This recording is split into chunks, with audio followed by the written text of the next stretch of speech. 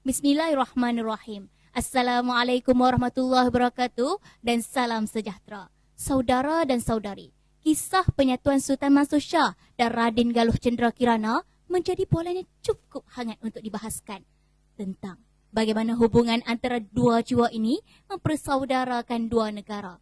Barangkali inilah yang cuba dimaknakan oleh orang-orang terdahulu dari ayat 13 surah Al-Hujurat. Kepelbagaian ragam, ras dan suku manusia bukanlah satu kelemahan, melainkan sebuah rahmat dari Tuhan untuk kita menerima perbezaan dan merayakan cinta dalam sebuah kesatuan. Atas inspirasi ini, terimalah cinta menyatukan 5 rukun bersaudara. Hadirin, dahulu perbezaan adalah lambang kekurangan. Manusia berpecah, bertelagah padahal yang mudah. Kerana berlain faham, Kuala Lumpur terbungkam diam. Rusuhan 13 Mei 1969 menjarah erti bahagia. Panggung Ideon yang sepatutnya menjadi tempat berlibur menjadi saksi peristiwa air mata. Tidak dilupa, majlis kahwin di Kampung Medan yang diimpikan menjadi hari paling bermakna berakhir dengan derita apabila bertakdir sama dengan hari berakhirnya nyawa seorang manusia. Lantas rukun negara lahir menjadi solusi yang ampuh agar segala luka lama itu kembali sembuh. Seperti kata Kamarul Arifin, rukun negara dibina atas dasar cinta untuk menyatukan nilai bangsa yang pelbagai dalam 5 aspirasi utama kesatuan, bermula daripada kepercayaan Tuhan sehinggalah nilai kesopanan. Benarlah kata Jalaluddin Ar-Rumi, cinta mengubah kekerasan menjadi kelembutan, mengubah si pengecut menjadi pahlawan, dan mengubah derita menjadi bahagia. Maka mari bersama-sama saya kita melayari batrah kisah cinta terhadap rukun negara yang akan saya suguhkan melalui 3 nuansa: kesatuan, kesetiaan, kemegahan. 1. Dengan cinta, zahirnya sebuah kesatuan. Ibnu Khaldun dalam karyanya Muqaddimah menyatakan kesatuan negara itu tidak mungkin dibina jika nilai ukhuwah sirna dalam sebuah cita. Gabungan perkataan yang berpangkal dari alif, khaf, waw dan ta memberi mesej penting kepada kita tentang pentingnya cinta dalam sebuah kesatuan, walaupun berbeza rupa dan rasa.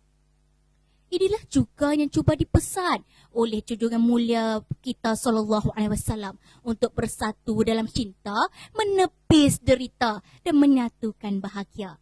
Atas prinsip itulah Aus dan Khazraj, Muhajirin dan Ansar disatukan.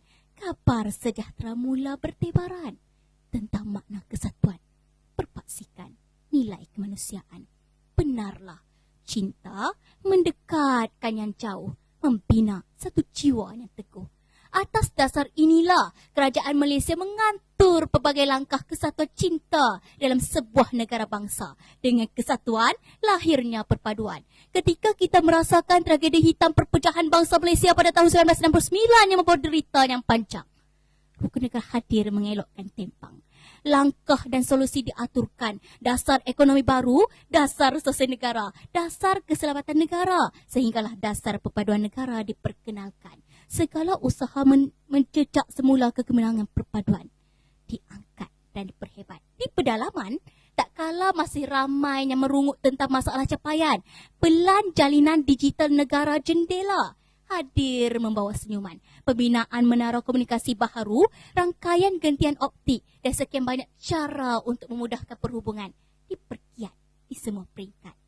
Ketika kita sering dimomokkan tentang juran bahasa antara berlainan bangsa, Profesor Emeritus Khoo Kai Kim, Profesor Dr. Lim Swee Tin dan Cikgu Kim Jin membawa cerita yang berbeza. Dengan cinta, kesemua tokoh ini memberi khidmat yang tulus terhadap bahasa ibunda demi satu matlamat yang sama, menyatukan semua bangsa dalam sebuah kerukunan. Saya kira inilah manifestasi sebenar cinta yang dilaung-laungkan oleh nenek moyang kita ketika menyatukan bangsa melalui berbagai cara. Kini kita bersyukur langkah itu tetap ada selagi cinta bertahta di jiwa. Kedua, Dengan cinta wujudnya kesetiaan. Wasiat Tun Perak tentang kebaktian kepada Allah, Rasul dan raja-rajanya adil menjadi pedoman yang maha hebat buat kita. Tidak hairanlah, cerita kesetiaan Demang Lebar Daun dan Sang Sapurba, Seri Udana dan Sultan Mansur Shah menjadi semacam azimat cinta terhadap negara yang termaktub indah dalam Sulalatus Salatin yang tertulis megah.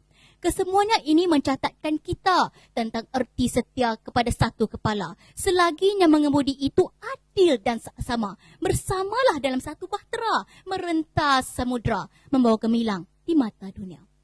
Atas dasar ini jugalah kita melihat betapa cinta membawa rahmat buat kita sebagai sebuah negara pelbagai bangsa. Walaupun pandangan ideologi kita berbeza, namun apabila ianya berkait tentang kemakmuran, kita tetap menjunjung titah raja sebagai satu hal yang cukup mulia. Lihatlah, ketika politik negara merakut sedikit sebanyak kedamaian yang ada, yang di Pertuan Agong berusaha mengambil jalan yang reda. Semua pandangan diperhalusi. Undang-undang negara dijadikan paksi lantas menidakkan peristiwa berdarah hanya kerana berbeza fahaman ideologi kembali terjadi. Ini jugalah yang berlaku ketika negara Islam pertama diwujudkan di kota Madinah. Atas dasar cinta, sebuah kesetiaan diterjemahkan melalui perlembagaan. Kepelbagaian bukanlah lambang kerencatan, melainkan rahmat yang telah dikirim Tuhan. Bayangkan, jika frasa kesetiaan ini lenyap dari kamus hidup manusia, mungkin dunia ini akan menanggung air mata derita yang berpanjangan.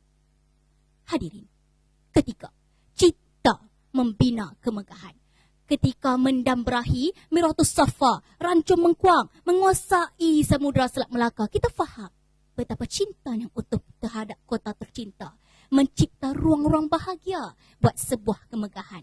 Sebelum konquistador mencetuskan huru-hara di dunia baru sekitar abad ke-16, ilmu laut dan perkapalan telah berjaya kita rentas. Dahulu, ketika masyarakat dunia masih berfikir cara menyediakan rumah kalis bencana, rumah tiang seribu hadir dengan keunikannya. Ketika kita menyangka yang sudah mengelilingi dunia itu adalah bangsa penjajah, kita terlupa kita mempunyai seorang Enric di Malacca yang terlebih dahulu menyingkap hikmah. Cerita-cerita ini bukanlah barang reka, melainkan satu hakikat bahawa dengan cinta, sebuah negara mampu berdiri teguh selagi ada jiwa yang tangguh untuk bertumbuh. Kini, rukun negara memberi satu nafas yang cukup segar buat generasi kita untuk percaya pada diri sendiri, mencipta hal-hal yang berani dan berusaha membawa nama ibunda di puncak tertinggi. Mari kita renungkan, dengan cinta yang tidak berbelah dengan negara, dengan menjunjung 5 rukun bersaudara, kita telah mencipta nama dalam pelbagai arena, baik sukan, ekonomi maupun pendidikan. Siapa sangka dengan menjunjung 5 rukun negara yang tersebar di dada, Alisha Asa, pelajar College Vocational Keningau tersenarai sebagai finalis Anugerah Global Student Prize pada tahun 2022. Inilah keajaiban cinta. Cinta menyuburkan harapan, menumbuh perjuangan, membibit kemegahan untuk dibanggakan. Tuntasnya, 5 rukun negara yang sering kita laungkan hanya akan tinggal roh tanpa jasad jika tiada usaha yang disemat. Sebagai anak Malaysia, saya bersyukur kerana sekurang-kurangnya 5 pasak ini membawa cerita cinta yang cukup indah untuk didendangkan. Namun, bagaimanakah pula generasi baru yang akan kita tinggal? Fikirkan. Sekian, wabillahi taufiq wal hidayah. Wassalamualaikum warahmatullahi wabarakatuh.